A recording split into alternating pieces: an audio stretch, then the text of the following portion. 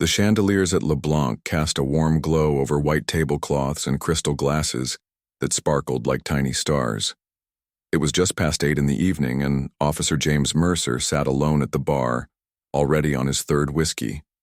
He hadn't planned to be at such a fancy place tonight, but after a rough day on patrol and an argument with his lieutenant, he'd decided he deserved something better than his usual sports bar. James tugged at the collar of his blue button-down shirt, feeling out of place among the business suits and cocktail dresses, but the weight of his service weapon, tucked in its holster under his jacket, gave him a sense of authority even off-duty. He belonged here as much as anyone else, he told himself as he signaled the bartender for another drink. Across the restaurant, the door opened, letting in a burst of cool evening air and a group of 5 people in military dress uniforms. Leading them was Lieutenant Amara Wilson, her posture perfect, her uniform immaculate with rows of colorful ribbons and medals across her chest. Her friends surrounded her, laughing and talking excitedly as the host led them to a large corner table. To the lieutenant. One of her colleagues raised a water glass in a pre-dinner toast once they were seated. The youngest officer in her unit to make the rank.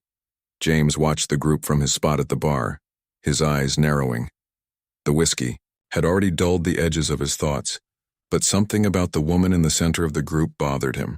He studied her uniform, the lieutenant bars on her shoulders, the confident way she carried herself as she thanked her friends for coming tonight. No way she earned those, he muttered to himself, taking another sip of his drink. He'd served 4 years in the Army before joining the police force, and he had opinions about who belonged in leadership positions, probably some diversity promotion. The bartender glanced at James, noticing the direction of his stare. "Need another?" he asked, deliberately trying to break James's focus on the military group. "Yeah," James replied without looking away. "Make it a double." At the corner table, Amara was enjoying the first night out she'd had in months. Between deployments, training, and working twice as hard as her peers to prove herself, relaxing wasn't something she did often, but tonight was special. Her promotion had come through after years of dedication, and these 4 friends had been with her through the toughest times. "I need to thank all of you," Amara said, her voice warm with genuine emotion. "I wouldn't be here without your support." "Speech," called out her friend David, grinning. Amara laughed and shook her head. "No speeches tonight, I just want good food and better company." "Well, I'm getting the first round," said Chen, standing up. "What's everyone drinking?" After collecting orders, Chen headed to the bar, ending up just 2 seats away from James, who was now nursing his 4th whiskey.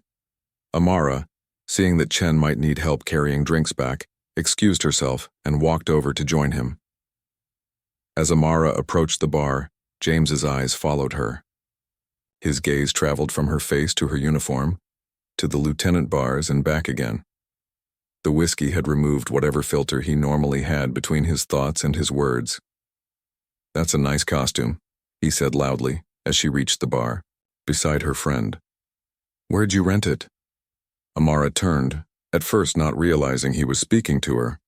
When she saw his eyes fixed on her uniform, she understood. "Excuse me?" she asked politely, her tone neutral but firm.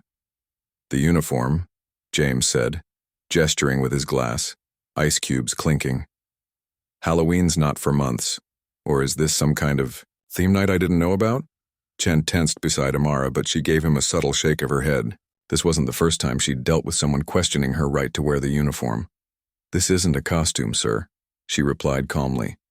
"I'm Lieutenant Wilson, United States Army." James laughed, a harsh sound that cut through the restaurant's gentle murmur of conversation. Several nearby diners glanced over. "Right," he said, standing up from his bar stool. He was a tall man, and he used his height as he stepped closer to Amara. "And I'm the Secretary of Defense." The bartender moved toward them, sensing trouble. "Sir, is there a problem here?" "Yeah, there's a problem," James said, his words slightly slurred. "People playing dress-up, disrespecting the real military." Amara maintained her composure. 15 years of military service had taught her how to handle difficult situations with dignity. "Sir, I understand you might be confused, but I assure you, I am an active duty officer celebrating a promotion with my colleagues.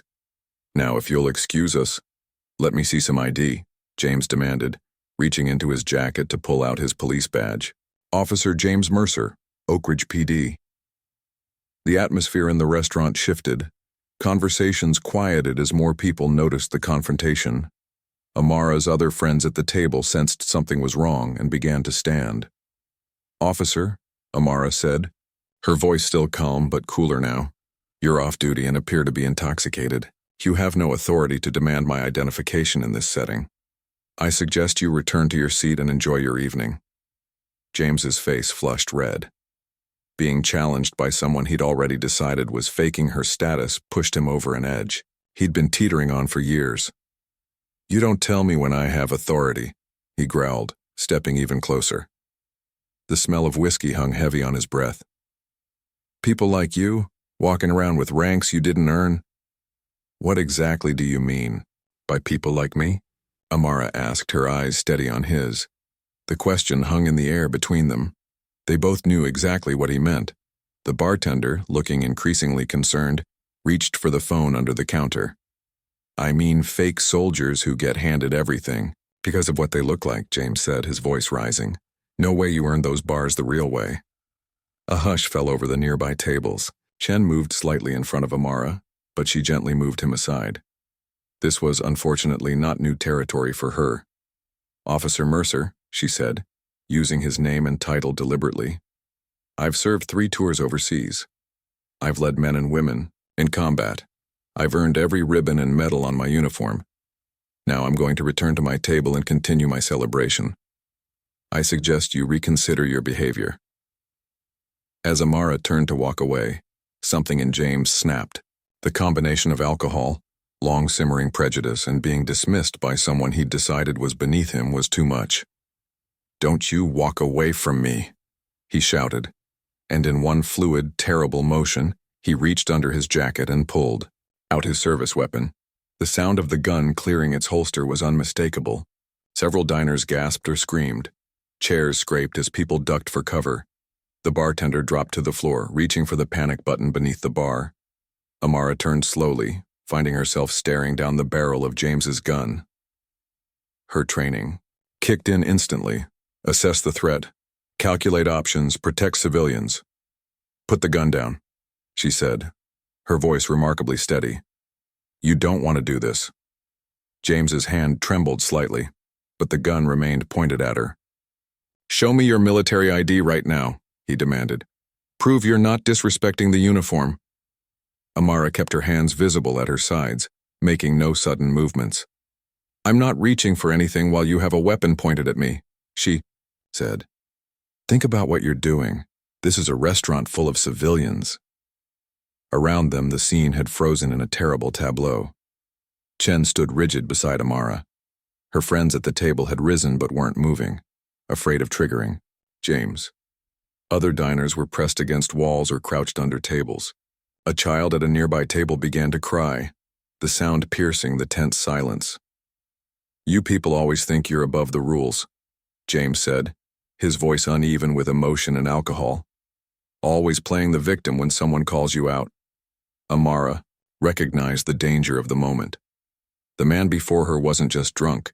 He was caught in the grip of a hatred that had likely been building for years. And he had a gun. Officer, she said, using his title again, speaking as if they were the only 2 people in the room. I respect your service, both as a police officer and as a veteran. One soldier to another, this isn't how we handle disagreements. We're better than this. For a moment, something flickered in James's eyes. Doubt, perhaps, or a brief return of reason, but it vanished as quickly as it had appeared. Don't pretend you know anything about real service, he spat. From somewhere behind James, an older man's voice cut through the tension. Son, I need you to lower that weapon right now. A gray-haired man in his 60s had stood up from his table. His voice carried the unmistakable tone of command. I'm Captain Richard Bennett, retired, Oak Ridge PD. I was probably your officer's training officer. And you are making the biggest mistake of your career right now. James didn't turn around, but his shoulders stiffened at the voice of authority. Captain Bennett continued, his steps slow and measured as he moved into James's peripheral vision. "I don't know what's going on here," the captain said, "but I do know that's a decorated Army officer you're pointing your weapon at. In about 30 seconds, this place is going to be swarming with on-duty officers responding to multiple 911 calls. How do you want them to find you when they arrive?" The restaurant was completely silent now except for the captain's voice. Even the child had stopped crying. "She was disrespecting," James began, but his voice trailed off. "Nobody was disrespecting anyone until you pulled a gun in a crowded restaurant," Captain Bennett said firmly. "Now be a professional and put the weapon down." The wail of approaching sirens finally penetrated the bubble of tension. James blinked, as if waking from a trance, the reality of what he was doing slowly dawning on him. He looked at the gun in his hand, then at Amara's calm face, then at the terrified restaurant around them. The door to LeBlanc burst open as two uniformed officers rushed in, weapons drawn. "Police! Drop the weapon!" James slowly lowered his gun to the floor and raised his hands. As the officers moved to secure him, the full weight of what he'd done seemed to hit him at once. His face crumpled, not in remorse but in anger. "She started it," he muttered as the officers handcuffed him. "These people always do." Amara finally allowed herself to exhale as James was led away. Captain Bennett approached her, concern evident on his face. "Are you all right, Lieutenant?" he asked. Amara nodded, her military bearing returning as the immediate danger passed. "Yes, sir. Thank you for your assistance." Around them, the restaurant began to come back to life. People emerged from under tables. Staff hurried to check on diners. Outside, more police cars arrived, their lights painting the elegant interior in flashes of red and blue. Amara's friends surrounded her, their faces a mixture of shock, anger, and concern. Chen put a hand on her shoulder. "That was the bravest thing I've ever seen," he said quietly. Amara looked toward the door where James had been taken out. In her 15 years of service, she'd faced enemy fire and life-threatening situations. But somehow this felt different, more personal, more wounding. "Let's give our statements to the officers," she said to her friends, straightening her uniform jacket. "And then, if you're all still up for it, I'd really like to have that dinner." Chaos erupted in LeBlanc restaurant as guests scrambled from their tables, some crawling on the floor to get away from the threat. A woman clutched her young daughter to her chest, hiding behind an overturned table. Waiters froze in place, trays of half-served food trembling in their hands. The maitre d' stood by the entrance, frantically waving in the police officers who had just arrived. Amara took a deep breath, her military training keeping her hands steady, even as her heart raced. This wasn't her first time facing a weapon, but facing one in a crowded restaurant in her own country felt surreal. As James was escorted out in handcuffs, more officers flooded into the restaurant. Their boots squeaked against the polished marble floor as they secured the scene. "Ma'am, are you hurt?" asked a young officer, her hand resting cautiously on her own holstered weapon as she approached Amara. "No, I'm fine," Amara replied, smoothing down her uniform. She noticed her fingers were cold, despite the warmth of the restaurant. Delayed shock, she recognized. A normal response she'd seen in soldiers after firefights. The officer nodded, relief visible on her face. "I'm Officer Rivera. We'll need to take your statement." She glanced at Amara's uniform, noting the lieutenant bars and rows of service ribbons. Her expression shifted from professional concern to something like respect. "When you're ready, of course." Amara's friends had gathered around her, forming a protective circle. Chen's hand was on her shoulder, steady and grounding. "I'm ready now," Amara said, straightening her back. "My friends and I were celebrating my promotion. We came to the bar to order drinks when that officer confronted me." Officer Rivera pulled out a small notebook. "The man in custody is James Mercer, an off-duty officer with our department. Did you know him before tonight?" "No," Amara said, shaking her head. "Never seen him before."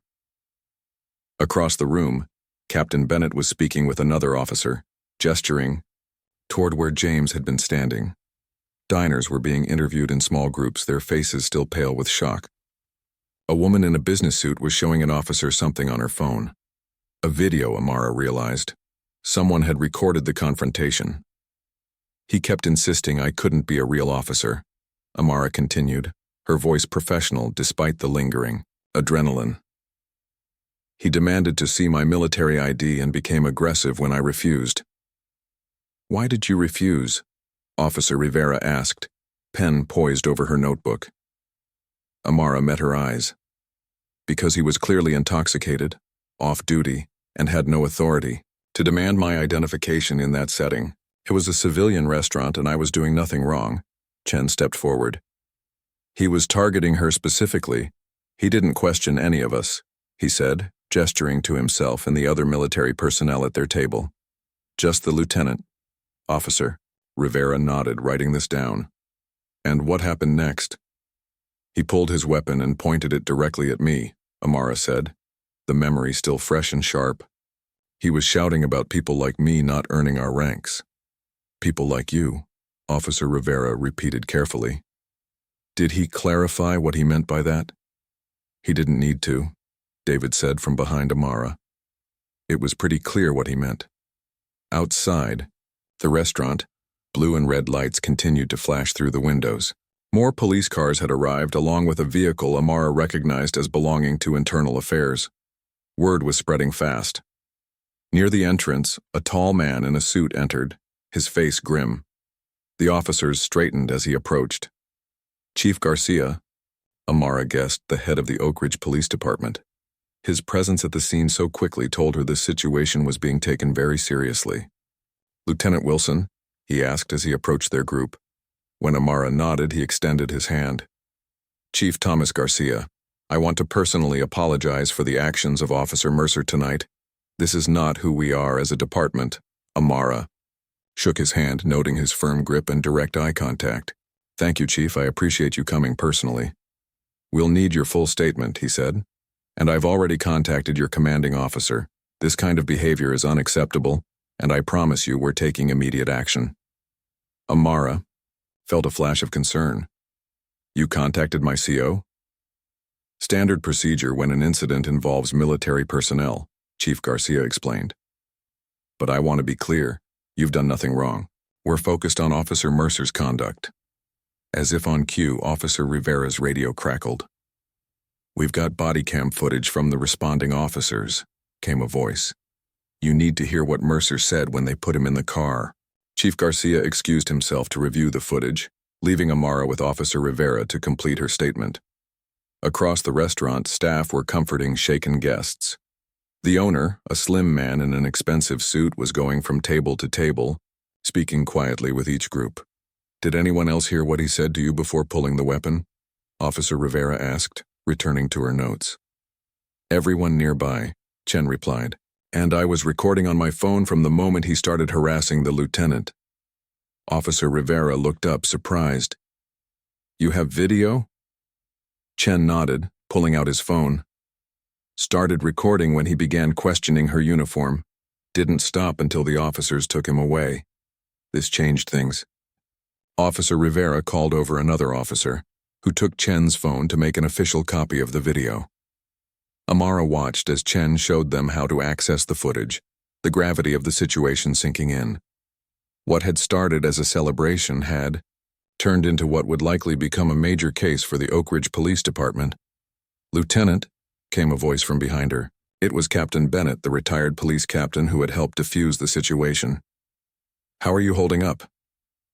I'm fine, sir, Amara replied automatically, the response ingrained after years of military service. Then, more honestly, she added, a bit shaken, but okay. Captain Bennett nodded, understanding in his eyes. You showed remarkable composure. Many officers, even experienced ones, might have escalated that situation. You kept everyone safe. Thank you, sir. Amara appreciated his words, especially coming from someone with his experience. I've given my statement, Captain Bennett continued, including that Officer Mercer appeared heavily intoxicated and made several concerning comments about your race and gender before drawing his weapon. Amara nodded, not entirely surprised, but still stung by the confirmation. I've faced prejudice before, she said quietly, but not at gunpoint in a public place. Captain Bennett's face darkened with anger. It's inexcusable. I spent 40 years on the force trying to build a better department than that. He handed her a business card. If you need anything during this process, call me, day or night. As Captain Bennett walked away, Amara tucked his card into her uniform pocket. The restaurant was calmer now, though dinner service had clearly ended for the night. Staff were gently ushering remaining guests out through a side entrance to avoid the growing media presence outside the main doors. Officer Rivera approached again, looking troubled. Lieutenant Wilson, we need to show you something. She held a tablet with a video queued up. This is from the body camera of Officer Diaz, who transported Mercer to the station. Amara braced herself as Officer Rivera pressed play. The footage showed James in the back of a police car, his face contorted with anger. She couldn't possibly be a real lieutenant. James's voice came through clearly, slurred but unmistakable. They're just handing out ranks to fill quotas now. Bet she's never even seen combat. Probably got promoted for sleeping with her CO. Amara's face remained neutral, years of practice hiding the hurt his words caused. Officer Rivera stopped the video, looking apologetic. There's more. But you get the idea, she said. I wanted you to know what we're dealing with. This isn't just about him drawing a weapon. The language he used shows clear bias. Chief Garcia returned, his expression even more serious than before. Lieutenant Wilson, we're charging Officer Mercer with aggravated assault, public intoxication, and improper use of a firearm. Given the nature of his comments captured on video, we're also looking at potential hate crime enhancements. The seriousness of the charges wasn't lost on Amara. I understand, she said. Mercer's been with the department for 15 years, Chief Garcia continued, but I've already placed him on immediate administrative leave pending termination. I wanted you to hear that directly from me. Outside, a news van had pulled up. A reporter and cameraman were setting up near the police line, preparing to broadcast. This is going to be a media situation, Chief Garcia said, following Amara's gaze.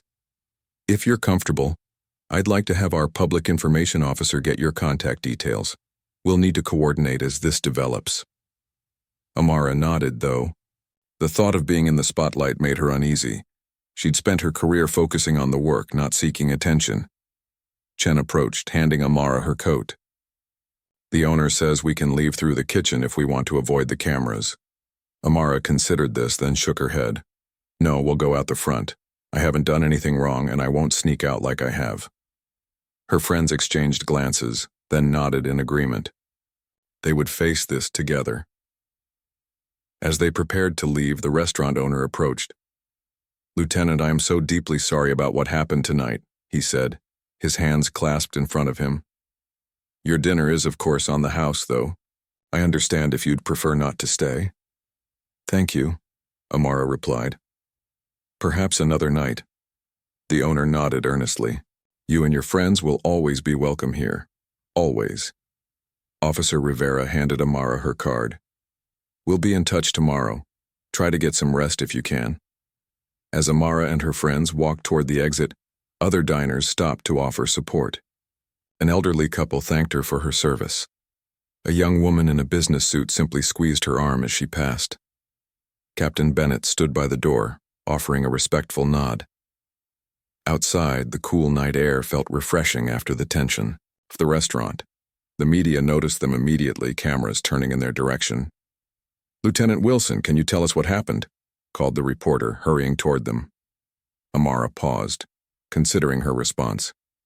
This wasn't just about her now. It was about every person who'd ever been questioned, doubted, or threatened because of who they were. I'll make a statement tomorrow, she said clearly. Tonight, I'm going home with my friends. As they walked to their cars, David spoke quietly, beside her. You know this isn't over, right? Amara nodded, watching as more news vans pulled up to the restaurant.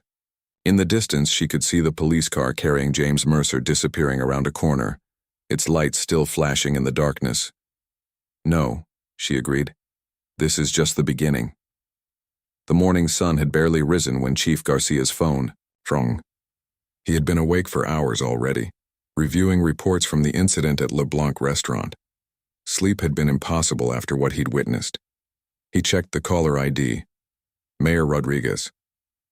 Thomas, please tell me you're handling this, the mayor said without preamble when he answered. Her voice was tight with concern.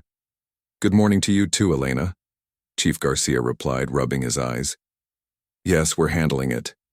Officer Mercer is in custody and on administrative leave.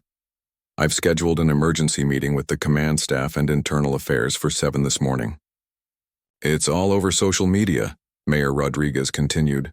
Someone posted a video just after midnight. It's already got hundreds of thousands of views. Chief Garcia sighed. He'd been afraid of this. Have you watched it? Yes. It's bad, Thomas. Really bad. You can clearly hear what he says to her, and then he pulls his gun in a restaurant full of people.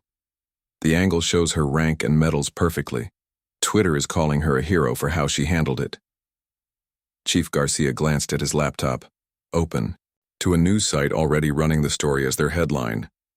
Off-duty officer draws weapon on female Army lieutenant in upscale restaurant. Racial bias alleged. I'm issuing a statement at 9, he told the mayor. Full transparency. We're not defending this. Good, Mayor Rodriguez said. The Army called my office last night. Lieutenant Wilson's commanding officer wants updates on the investigation as it progresses. This didn't surprise Chief Garcia. The military took care of their own. We'll cooperate fully. I've already sent everything we have to internal affairs. After ending the call, Chief Garcia dressed quickly in his formal uniform. Today would be a day for the cameras, whether he liked it or not. His phone buzzed with a text from his public information officer. CNN and Fox both requesting interviews. Local stations camped outside headquarters. At police headquarters, the tension was palpable. Officers spoke in hushed tones as Chief Garcia walked to the conference room. He could feel their eyes on him, some concerned, others defensive. James Mercer had friends in the department. 15 years on the force meant connections, loyalties. The conference room was already full when he arrived. The internal affairs captain, Diane Howard, sat reviewing files. Next to her, the department's legal counsel made notes on a yellow pad. Command staff filled the remaining seats, faces grim. Let's get started, Chief Garcia said, closing the R. Captain Howard, where are we with the investigation? Captain Howard slid a folder across the table.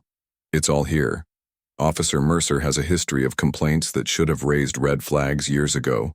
6 civilian complaints for excessive force in the last decade, all involving minorities. 2 internal complaints about inappropriate comments. Nothing stuck. Nothing stuck because nobody made it stick, Chief Garcia said, his frustration evident as he flipped through the pages. Who handled these investigations? A uncomfortable silence fell over the room.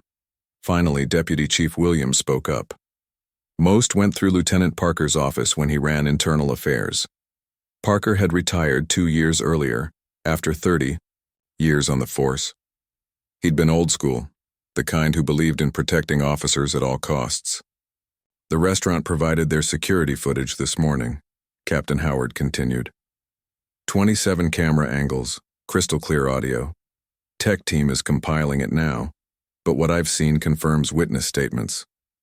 Mercer was visibly intoxicated, made multiple racist and sexist comments, then drew his weapon without provocation. Chief Garcia nodded. Witness statements? 17 so far, all consistent, including one from retired Captain Bennett, who helped talk Mercer down. His statement is particularly damning, says Mercer was, quote, acting out of clear racial animus. The department's legal counsel looked up from his notes. The DA called this morning. They're considering hate crime enhancements to the charges, based on Mercer's comments captured on body cameras and security footage. Chief Garcia took this in, then turned to his public information officer. Where are we with the statement? Draft is ready, she replied, handing him a tablet. Strong condemnation, immediate administrative leave, commitment to a thorough investigation, acknowledgement of the department's responsibility. Chief Garcia reviewed it quickly. Add that I've initiated termination proceedings effective immediately. The room fell silent again. Termination without waiting for the full investigation was unusual, even in serious cases. Deputy Chief Williams leaned forward. Chief, Shouldn't we wait for the full investigation? The union will fight this. Let them, Chief Garcia replied firmly. I watched the videos. I spoke to witnesses. This isn't a gray area, Bill. He pointed a loaded weapon at a decorated Army officer in a crowded restaurant because of her race. While drunk, wearing his badge, he's done. No one argued further. Deep down, they all knew he was right. What about Lieutenant Wilson? Asked Captain Howard. Have we been in contact with her today? I spoke with her this morning, Chief Garcia said. She's meeting with her commanding officer and Army legal representatives. She's handling this with remarkable professionalism considering. The door opened and an officer entered with a USB drive. Security footage from LeBlanc, sir, all compiled and time-stamped. They gathered around a screen as the footage played. The angles were clear, showing James approaching Amara, their conversation, his increasing agitation. The audio captured every word. People like you getting handed everything because of what you look like. Then the moment when he drew his weapon, the terror on diners' faces. Captain Bennett stepping in. The responding officers arriving. When it ended, the room was quiet except for someone's heavy breathing. We release this to the public? Asked the public information officer. Redact the faces of uninvolved civilians, but yes, Chief Garcia decided. Full transparency. We own this and we fix it. As the meeting broke up, Chief Garcia's phone rang again. The caller ID showed it was Colonel Richardson, Amara Wilson's commanding officer. Chief Garcia, he answered, stepping into his office for privacy. Chief, I appreciate your time, the colonel said, his voice formal but not unfriendly. I've just finished meeting with Lieutenant Wilson. I wanted to touch base directly about how the Army and your department can coordinate on this matter. Of course, Colonel. We're treating this with the utmost seriousness. I understand Officer Mercer is on administrative leave? Was, Chief Garcia corrected. I've initiated termination proceedings this morning. His actions were indefensible. There was a brief pause on the line. That's unusually swift action. Swift but necessary. The evidence is overwhelming. Another pause. Well, I appreciate that. Lieutenant Wilson is one of our finest officers. 3 combat tours, Bronze Star recipient. Selected for early promotion twice. The Army stands behind her completely. Chief Garcia made notes as the colonel spoke. The lieutenant's record was even more impressive than he'd realized. Has she mentioned her plans regarding civil action? Chief Garcia asked. It was a question that had been weighing on him since last night. That's her decision, Colonel Richardson replied carefully. But I will say that Lieutenant Wilson's primary concern seems to be ensuring this doesn't happen to anyone else. She mentioned systemic issues rather than individual compensation when we spoke. After the call ended, Chief Garcia sat at his desk, reviewing Mercer's personnel file more thoroughly. The pattern was clear now that he was looking for it. Complaints buried, witnesses discouraged, investigations rushed. The system had protected Mercer until it couldn't anymore. His intercom buzzed. Chief, the press is assembled in the conference room. It was time to face the cameras. He gathered his notes and the prepared statement, then paused at his office door. On his desk was a framed photo from his academy graduation 30 years earlier. He'd been so proud that day, so certain of the nobility of the profession he was entering. Somewhere along the way, the department had lost sight of that nobility. Today was the first step in reclaiming it. The press conference was packed. Cameras flashed as Chief Garcia approached the podium, reporters from local and national outlets jostling for position. He took a deep breath and began. Last night, NR, off-duty Oak Ridge police officer James Mercer drew his service weapon and pointed it at Lieutenant Amara Wilson, a decorated Army officer, in LeBlanc restaurant.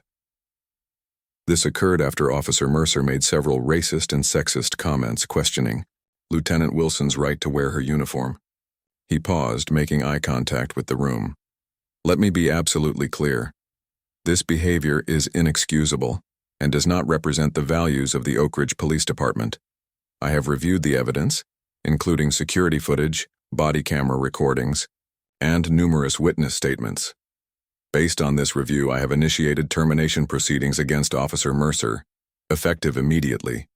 Murmurs rippled through the press corps. This was stronger and faster action than most had expected.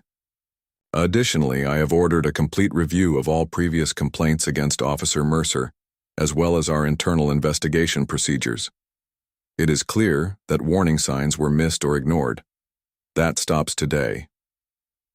Questions erupted from the reporters, but Chief Garcia held up his hand. I know you have questions and I'll get to them, but first I want to address Lieutenant Wilson directly. He turned to face the main camera. Lieutenant, on behalf of the Oak Ridge Police Department, I offer our deepest apology. Your service to this country deserves respect, not what you experienced last night. We failed you and we failed this community, but I promise you this, we will do better. Across town, Amara watched the press conference on her laptop, still in her apartment after a nearly sleepless night. Her phone had been ringing constantly. Friends, family, fellow officers who had seen the news. Her commanding officer had given her 3 days of administrative leave to deal with the situation. The chief's direct apology caught her by surprise. In her experience, institutions rarely admitted fault so clearly and quickly. Her phone rang again, a number she didn't recognize. Lieutenant Wilson, she answered. Lieutenant, this is reporter Diane Wells from the Washington Post. I'm hoping to speak with you about last night's incident and your military career for a feature story we're developing. Amara hesitated. She hadn't planned on speaking publicly. This isn't just about one officer with a gun. The reporter continued into the silence. It's about who gets questioned and who doesn't. Whose authority is respected and whose isn't. Your story matters. Looking back at her laptop screen where Chief Garcia was now taking questions from reporters, Amara made her decision. I have a few minutes now, she said, and I can make time for a longer conversation tomorrow. As she began to tell her story, Amara realized this incident, painful as it was, might be an opportunity to create real change, not just for her, but for everyone who had ever been told they didn't belong. 3 days after the incident at Lear Blanc restaurant, Amara sat in her living room staring at her television in disbelief. Her face was on every major news network. CNN's headline read, Army Lieutenant Faces Down Racist Cop, a Moment That's Changing America. Fox News took a different angle. Police officer fired without due process after restaurant confrontation. MSNBC was hosting a panel discussion about racial bias in policing, using security footage from the restaurant as their backdrop. Her phone buzzed for what felt like the 100th time that hour. This time it was Chen. Have you seen the number? He asked when she answered. What numbers? Amara replied, muting the television. The video. It's at 17 million views now. There are hashtags trending. People are organizing rallies in your support. Amara sank deeper into her couch. None of this felt real. I never wanted to be the center of a national conversation, Chen. I know, he said softly. But sometimes we don't choose our moments. Sometimes they choose us. After they hung up, Amara checked her email. Hundreds of unread messages, interview requests from every major publication, speaking invitations from universities, a note from her high school principal saying how proud the school was of her, and buried among them, a message from a young black woman just starting officer candidate school, thanking Amara for showing her what strength looked like. That email, unlike the others, brought tears to her eyes. Across town, James Mercer sat in his attorney's office, his tie too tight around his neck, his hands fidgeting on his lap. He hadn't slept properly since that night. His gun and badge were gone. His bank account was draining fast, and now his union representative was telling him they couldn't help. I'm sorry, James, said Paul Dawson, the police union lawyer who had represented officers for 20 years. The union board voted this morning. They're withdrawing support for your case. They can't do that, James protested, his voice rising. I've paid my dues for 15 years. They can and they did, Paul replied, sliding a folder across the desk. The evidence is overwhelming. The security footage, the body cameras, 17 witness statements, including one from Captain Bennett who practically built this department. And your own words, James. Your own words on camera after they put you in the car. James looked away, shame and anger fighting for dominance on his face. The DA is pushing for hate crime enhancements, Paul continued. The best strategy now is to negotiate a plea before they take this to a grand jury. A plea? James repeated, the word tasting bitter in his mouth. I'm not pleading guilty to anything. Paul leaned forward, his expression serious. James, listen to me. I've defended officers in trouble for 2 decades. This isn't a gray area case. This isn't a split-second decision in a dark alley. You were drunk in an upscale restaurant and pulled your gun on a decorated military officer after making explicitly racist comments, on camera, with witnesses. She was disrespecting. Stop, Paul cut him off. That defense won't work with me, and it certainly won't work with a jury. She was having dinner with friends to celebrate a promotion. You approached her. You escalated. You drew your weapon. James fell silent, the reality of his situation finally sinking in. If we go to trial, you're looking at significant prison time, Paul said, his tone softening slightly. With a plea, we might get probation, community service, loss of your law enforcement certification. I'll lose everything, James whispered. You already have, Paul replied, not unkindly. The question now is whether you'll also lose your freedom. James left the attorney's office. He pulled his jacket collar up against the light rain and the possibility of being recognized. His phone had been ringing nonstop for days. Old friends suddenly distant, neighbors awkwardly avoiding eye contact, his own mother asking in a small voice if what they were saying on the news was true. The worst had been the call from his brother, a Marine serving overseas. What were you thinking, James? He'd asked, disappointment heavy in his voice. That woman earned those bars. She earned every medal on her chest. You think they hand those out at the dollar store? At home, James found 3 news vans parked on his street. Reporters called his name as he hurried inside, ignoring their questions. Once in his kitchen, he poured himself a glass of water, staring at it for a long moment before pushing it away. Alcohol had helped create this mess. It wouldn't help him now. On his refrigerator was a photo from his police academy graduation. His younger self smiled proudly in his crisp uniform, full of hope and purpose. Beside it, a more recent photo showed him receiving a commendation from the previous chief. He took both pictures down, unable to reconcile those moments with where he was now. His phone rang again, a number he didn't recognize. He almost ignored it, but something made him answer. Hello? Officer Mercer? This is Reverend Michael Johnson from First Community Church. I was wondering if we might talk. James hesitated. Why? Because everyone deserves a chance to find their way back, son, even from the darkest places. For the first time in days, James didn't immediately refuse help. Meanwhile, at LeBlanc Restaurant, the owner, Anthony DeLuca, was dealing with his own fallout from the incident. The restaurant had been closed for 3 days after what happened, but tonight they were reopening. News crews were parked outside, hoping to get comments from staff or diners. Anthony gathered his employees in the main dining room 30 minutes before opening. Many looked nervous. I know this has been a difficult week, he began. What happened here was terrible, and none of you did anything to deserve being put in that situation. He looked around at his staff, waiters, bartenders, kitchen workers, seeing their concern. Some of you have asked if we're changing our security policies. The answer is yes. We're installing panic buttons at every service station. We're hiring an additional security person for busy nights. And every manager is taking additional training on crisis response.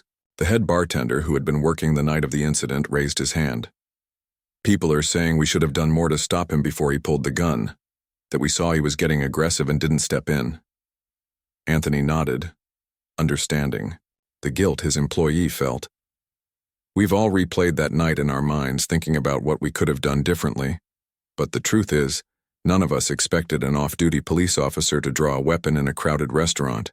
That's not something any of us were prepared for. He paused, looking at their faces. What I want you all to know is this.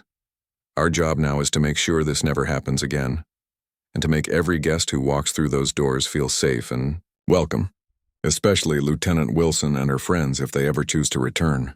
As the staff prepared for reopening, the first reservation of the night arrived.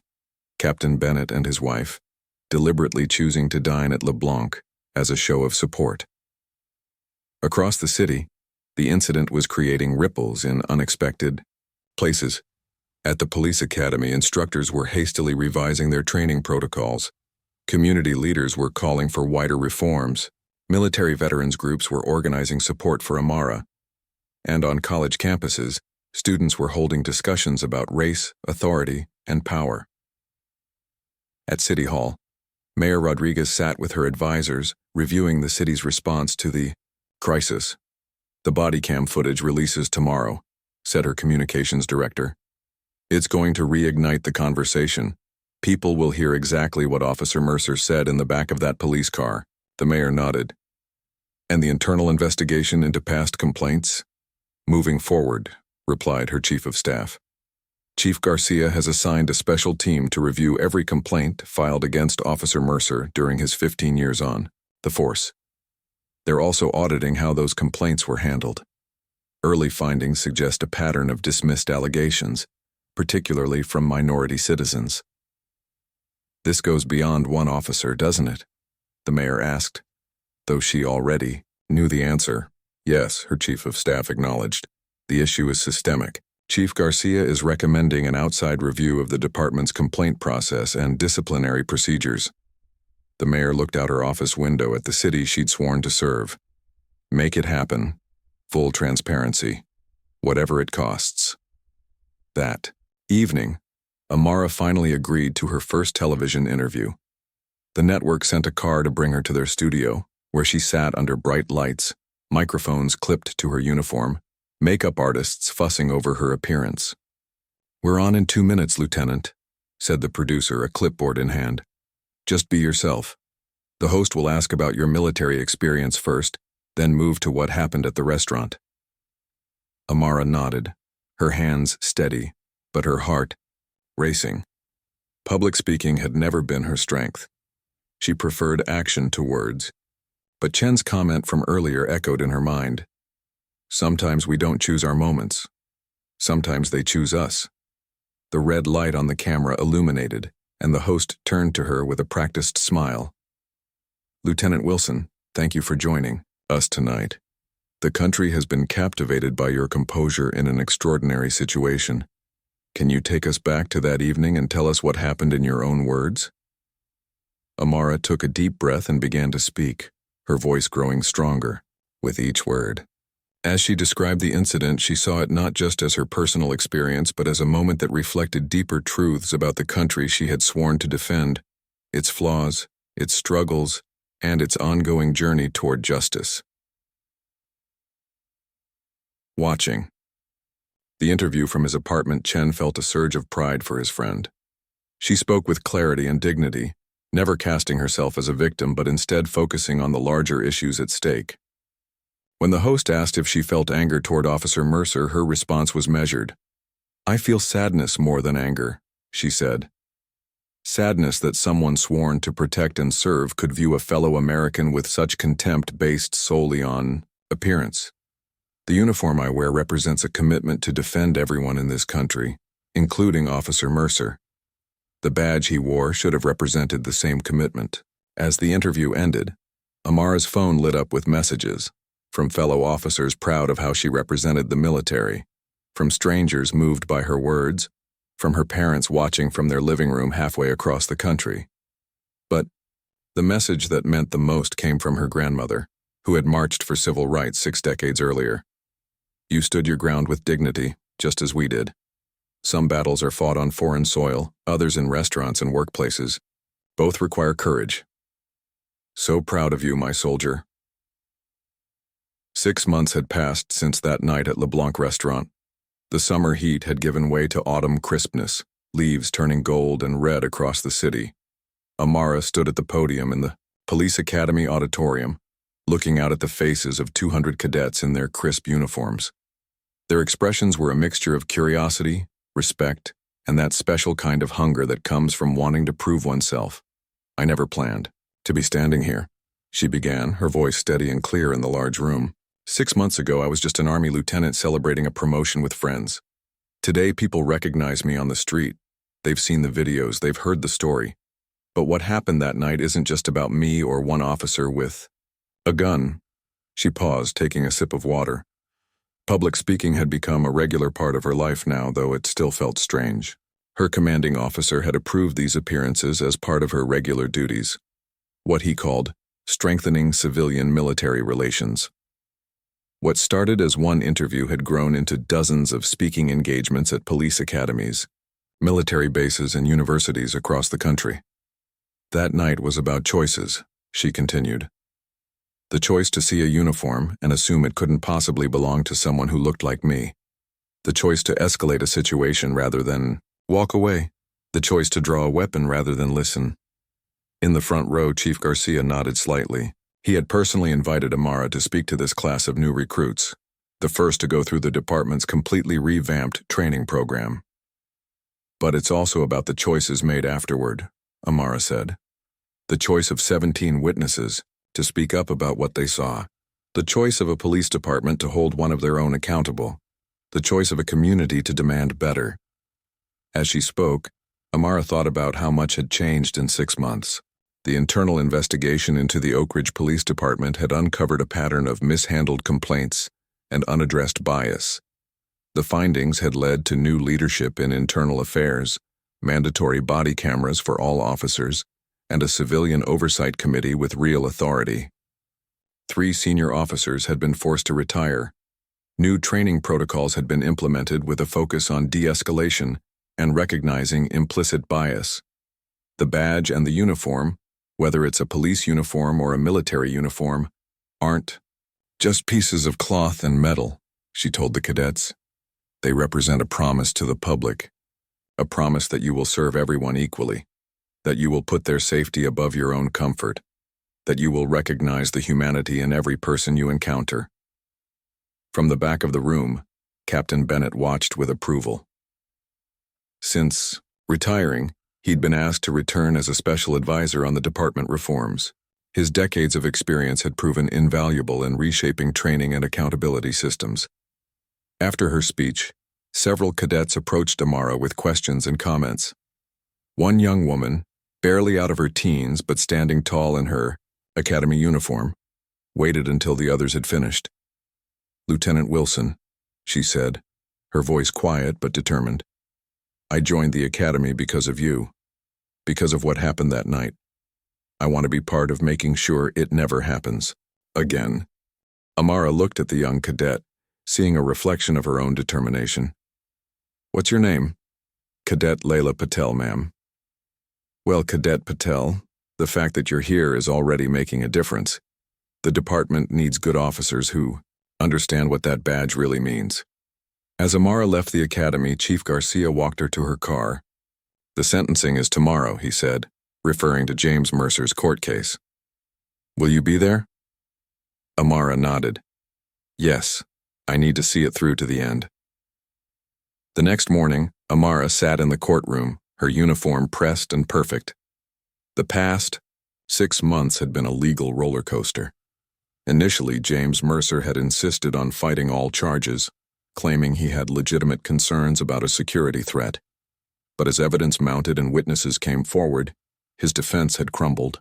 3 weeks ago, he had finally accepted a plea deal, guilty to charges of aggravated assault, public intoxication, and improper use of a firearm.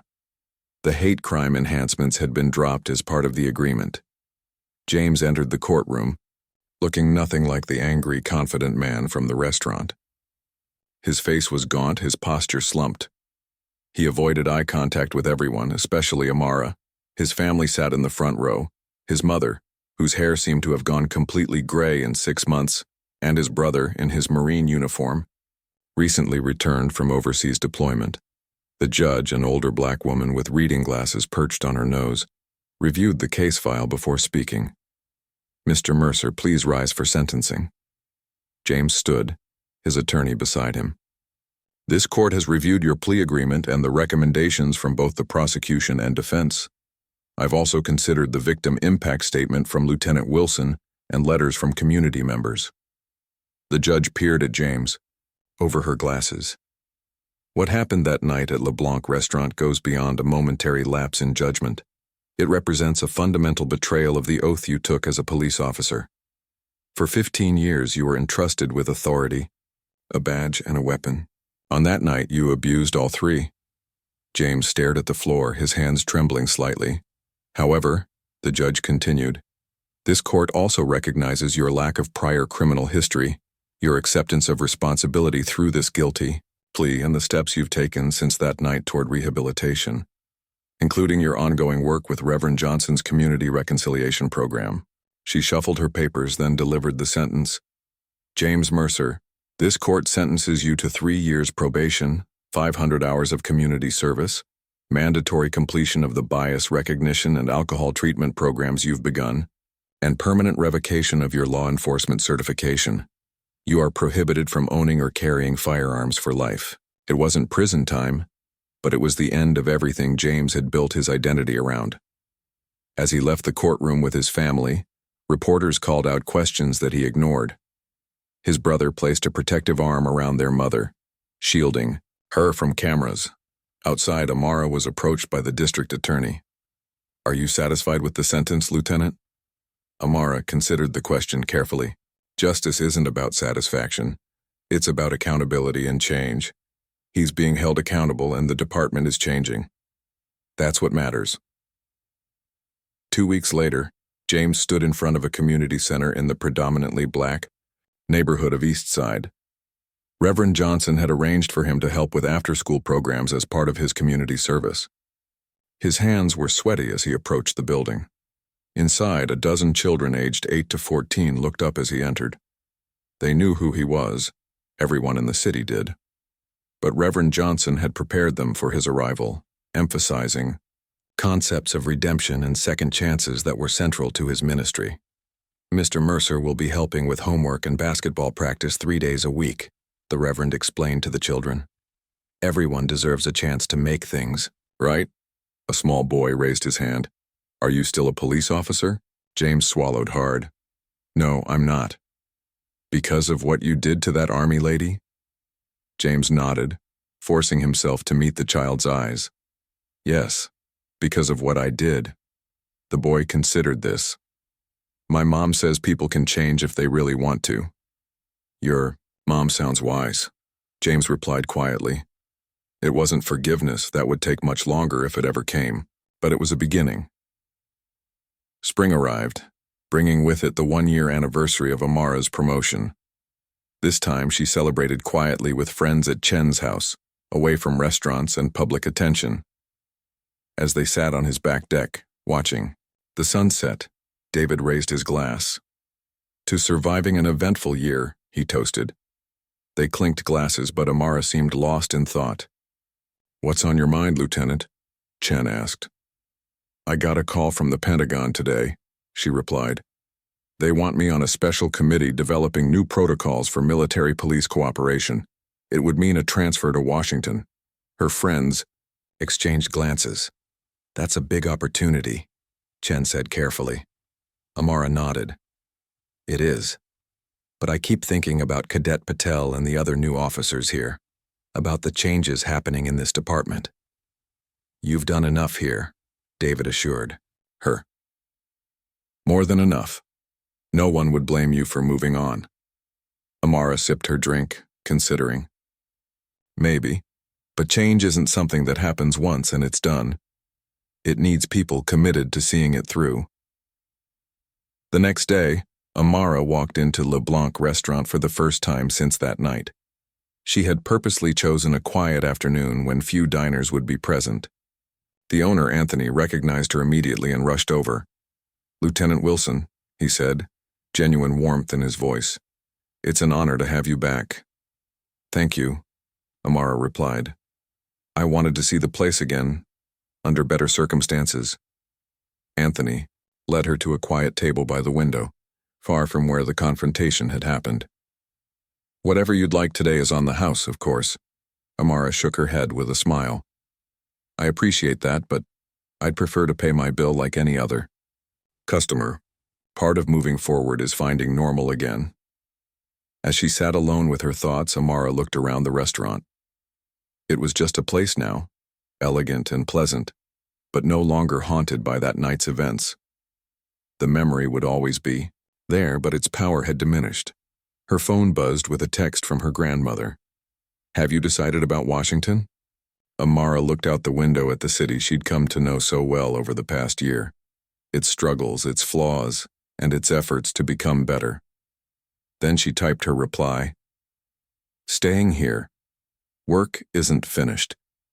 Sometimes the most important battles weren't fought in faraway countries but in ordinary places.